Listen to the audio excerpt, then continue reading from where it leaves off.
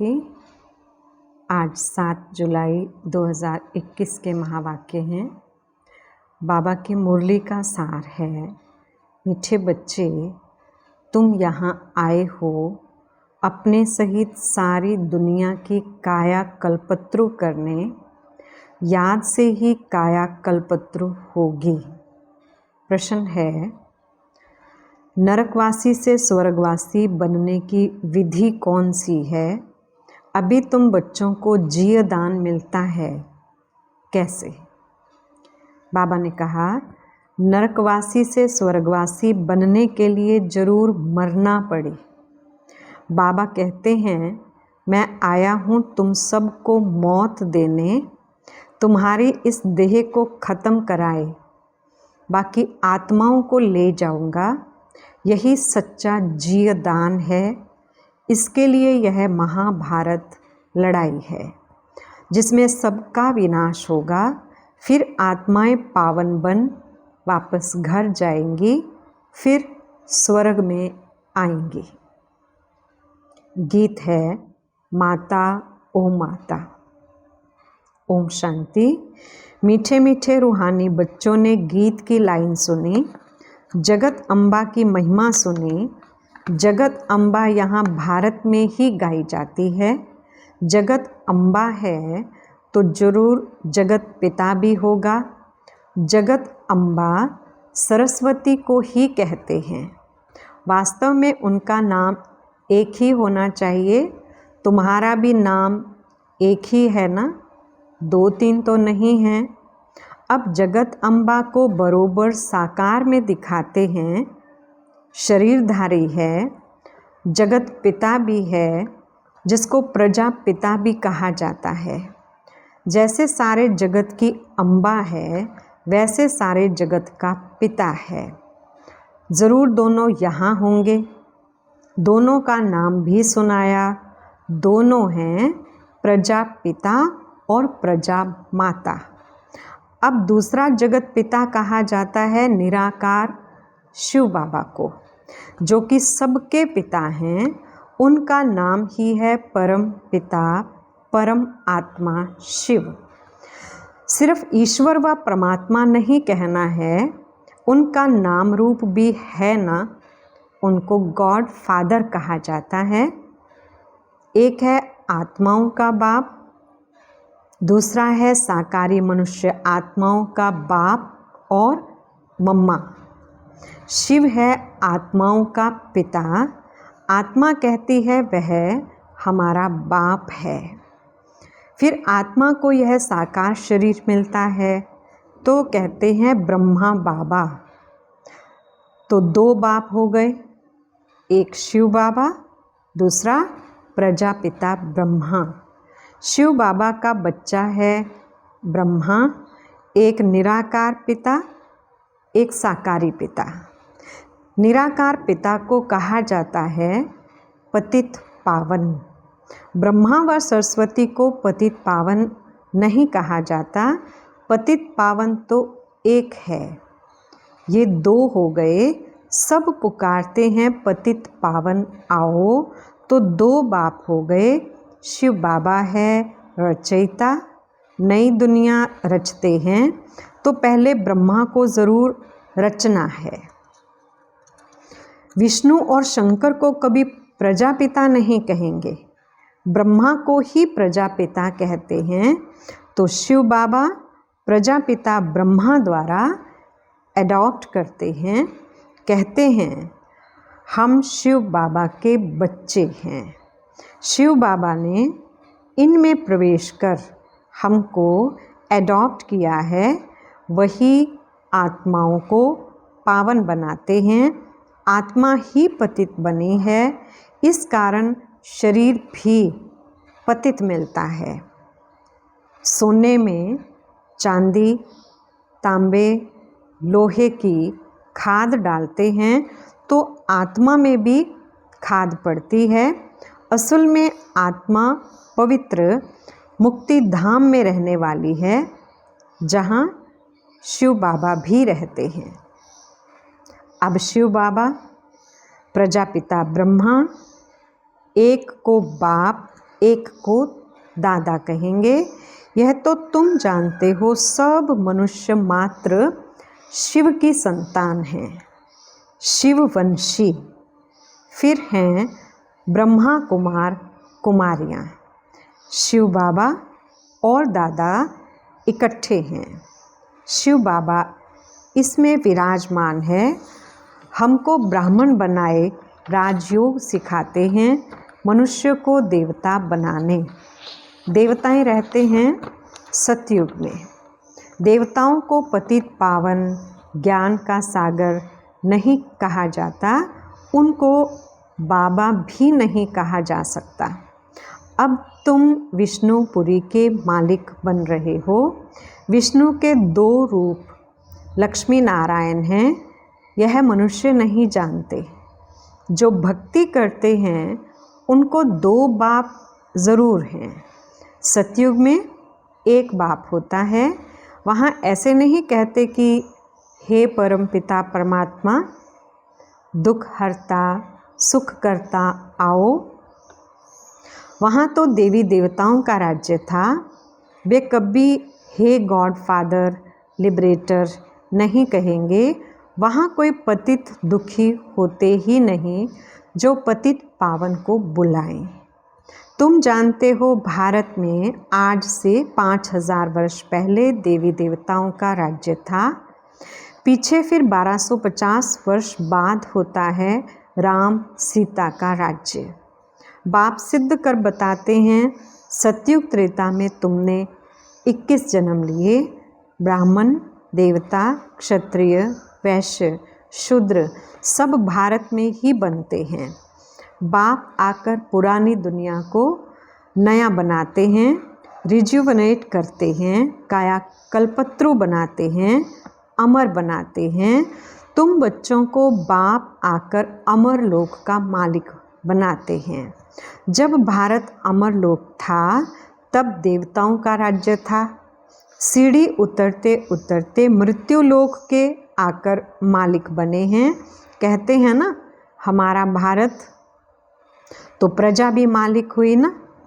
तुम भी कहेंगे हमारा भारत, हम भारत के मालिक थे परंतु नरकवासी। देवताएं कहेंगे हम स्वर्गवासी हैं, तुम भी स्वर्गवासी थे, फिर 84 जन्म भोग नरकवासी बने हो। यहाँ भारत में ही शिव बाबा जन्म लेते हैं। शिवरात्रि और शिव जयंती गाई जाती है। कृष्ण जयंती भी मनाते हैं, उनकी तो वेला भी बताते हैं। फलाने समय माता के गर्भ से जन्म हुआ। सतयुग में जन्म तो ज़रूर माता के गर्भ से लिया होगा। कृष्ण जयंती होती है सतयुग नई दुनिया में, फिर पुनर्जन्म में आने लगा। बाबा सिर्फ एक की बात नहीं करते, कृष्णपुरी सो विष्णुपुरी। राजाएं उतरते हैं तो सारी डिनाइस्टी उतरती है। उसमें राजा रानी प्रजा सब आ जाते हैं। जब चंद्रवंशी का राज्य होता है तो सूर्यवंशी का राज्य पास्ट हो गया, ट्रांसफ़र होकर चंद्रवंशियों को मिलता है, फिर वैश्यवंशियों को मिलता है। अब तुम समझते हो, हम ब्राह्मण कुल के हैं चोटी, चोटी के ऊपर है बाप। हम पहले ब्राह्मण थे, फिर शूद्र अथवा पैर बने, पैर से एकदम चोटी बनते हैं। पहले शिव बाबा, फिर है चोटी। बाबा ने तुमको ब्राह्मण बनाया है। अब तुम शिव बाबा को बाबा बाबा कहते हो। इस हिसाब से पोतरे पोतरियाँ हो गए। तुम जानते हो कि हम सब ब्रह्मा की संतान हैं, ब्राह्मण ब्राह्मणियाँ। एक बाप के हम सब बच्चे हैं। भाई बहन कब क्रिमिनल असॉल्ट कर नहीं सकते। कितने ढेर बच्चे सब कहते हैं बाबा, तो इतने सब झूठे थोड़े हो सकते हैं। सबका बाप तो वही निराकार शिव और साकार प्रजापिता ब्रह्मा है। बस एक बाप के बच्चे भाई बहन ठहरे। तुमको पवित्र ज़रूर बनना है। स्त्री पुरुष पवित्र कैसे बने, इसलिए यह युक्ति ड्रामा में नोंधी हुई है। यहाँ सिर्फ ब्रह्मा कुमार कुमारियाँ हैं, कोई शूद्र कुमार कुमारियाँ हैं नहीं। वह हैं पतित, शूद्र, तुच्छ बुद्धि, क्योंकि बाप को नहीं जानते। कहते हैं ओ गॉड फादर। अच्छा, उनका ऑक्यूपेशन पता है? नाम, रूप, देश, काल बताओ। उनकी जीवन कहानी बताओ। अगर नहीं जानते तो नास्तिक ठहरे। रचयिता और रचना के आदि मध्य अंत को नहीं जानते। वह है ही पतित दुनिया। सतयुग पावन दुनिया, कलयुग को पतित दुनिया कहा जाता है। इस समय बिल्कुल तमो प्रधान है। इसको रौरव नरक कहा जाता है। इनकी भी स्टेजेस होती हैं। द्वापर से नरक बनना शुरू होता है, फिर वृद्धि को पाता है। भक्ति भी पहले सतो प्रधान अव्यभिचारी थी, फिर सतो रजो तमो होती है। तुमने देखा होगा जहाँ 3 रास्ते मिलते हैं उसको टिवाटा कहते हैं। उस पर तेल आदि चढ़ाते हैं, माथा झुकाते हैं। अब कहाँ शिव बाबा की पूजा और कहाँ टिवाटे की। इसको कहा जाता है तमो प्रधान भक्ति। पानी की भी पूजा करते हैं। पतित पावनी गंगा बहुत गाते हैं। अब पतित पावन कौन? पानी की गंगा कैसे पतित पावनी हो सकती है? वह तो पानी है ना। पतित पावन तो बाप है। शिव जयंती भी भारत में होती है, तो जरूर भारत में ही आता होगा पतितों को पावन देवता बनाने।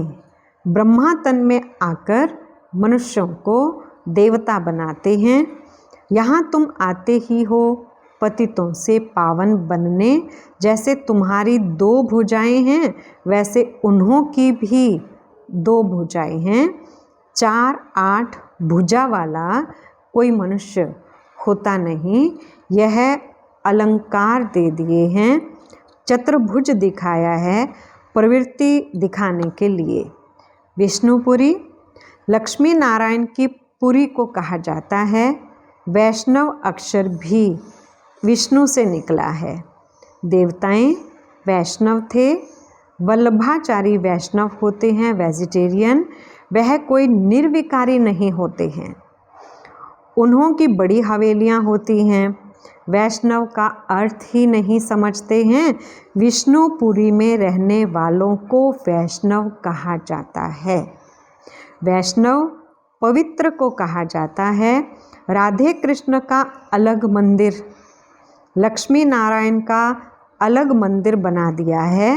भारतवासी जानते नहीं कि उन्हों में क्या फ़र्क है। राधे कृष्ण ही लक्ष्मी नारायण बनते हैं, यह किसको भी पता नहीं। वह है बचपन का रूप, वह है बड़ेपन का रूप।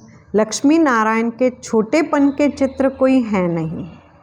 लक्ष्मी नारायण को सतयुग में, राधे कृष्ण को द्वापर में ले गए हैं। अभी तुम रचयिता बाप और रचना के आदि मध्य अंत को जान गए हो। बाबा झाड़ का भी राज समझाते हैं, ड्रामा का भी राज समझाते हैं। झाड़ को देखने से समझेंगे कि शंकराचार्य तो कलयुग में आते हैं। सन्यासियों की डिनाइस्टी सतयुग में तो हो नहीं सकती। सब भगवान के बच्चे हैं तो स्वर्गवासी होने चाहिए, परंतु स्वर्गवासी तो सब होते नहीं हैं, सिर्फ देवताएं ही होते हैं।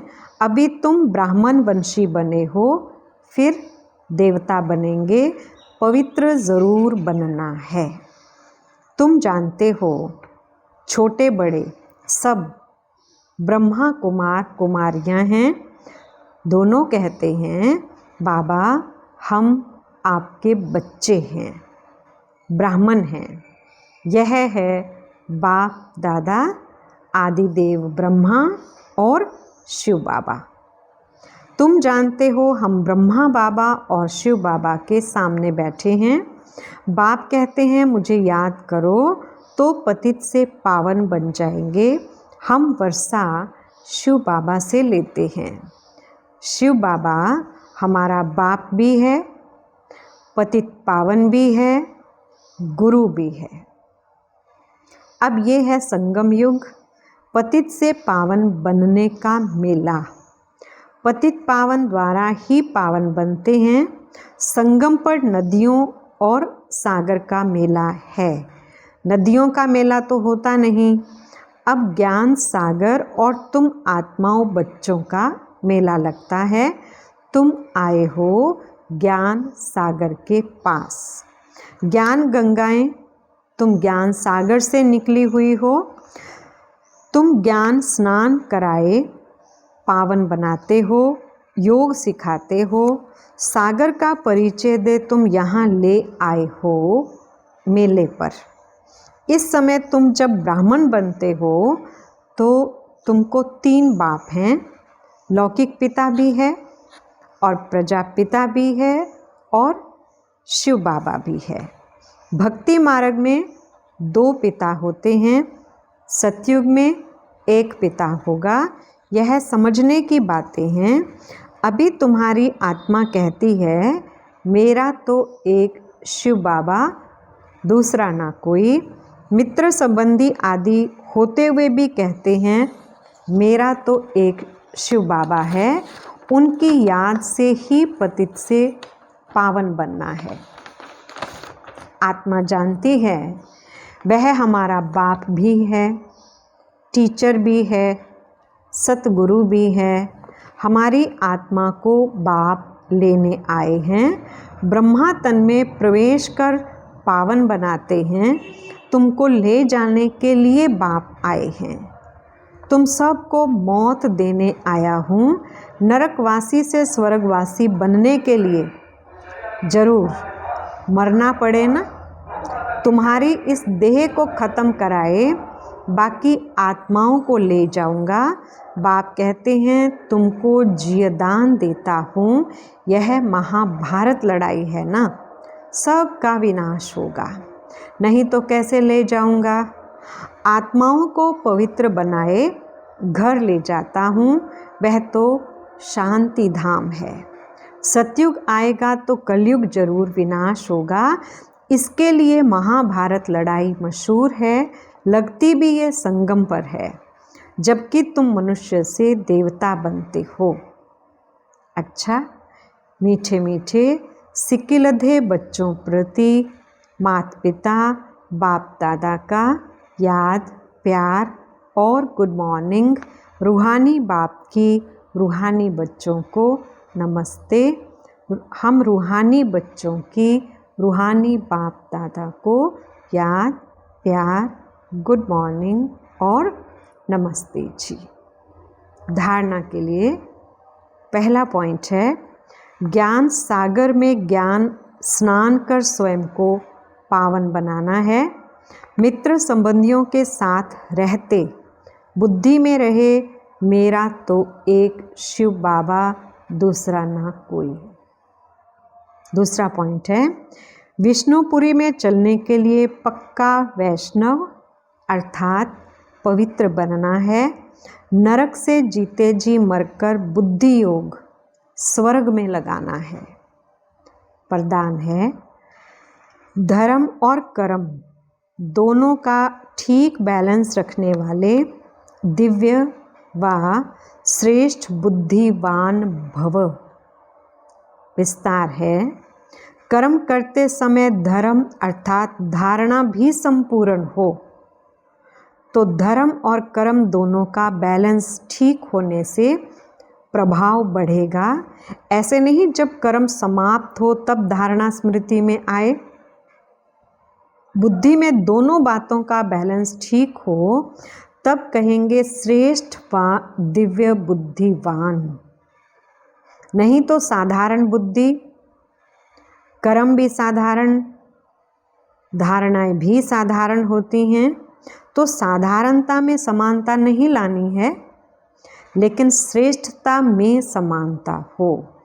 जैसे कर्म श्रेष्ठ, वैसे धारणा भी श्रेष्ठ हो। स्लोगन है, अपने मन बुद्धि को अनुभव की सीट पर सेट कर दो तो कभी अपसेट नहीं होंगे। अच्छा, ओम शांति।